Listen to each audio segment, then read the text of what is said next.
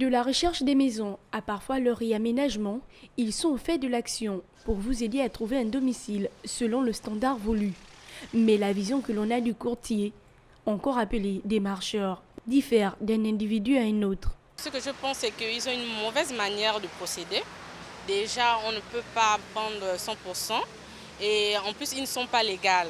Maintenant, ce qui est condamnable dans leur façon de faire, peut-être à l'absence de certaines procédures, ils en font comme bon leur semble être. Par exemple, ils peuvent vous donner de l'argent, ils demandent souvent de l'argent avant d'aller voir la maison.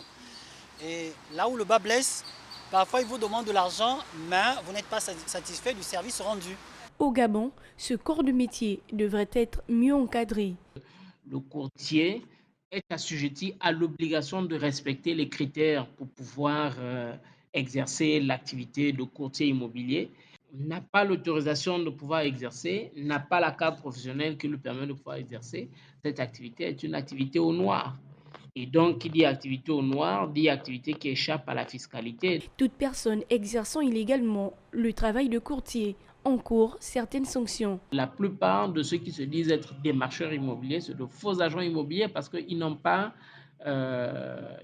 légalement le droit d'exercer cette activité qui n'est pas en tant que telle définie comme l'agent immobilier.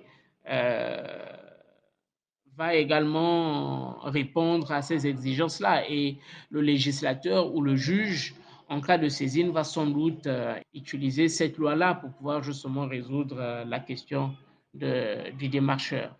Au regard de la prolifération des démarcheurs ou courtiers immobiliers, qui sont pour la plupart plus sollicités que les agences immobilières, il serait judicieux que les plus hautes autorités du Gabon jettent un regard sur ce métier.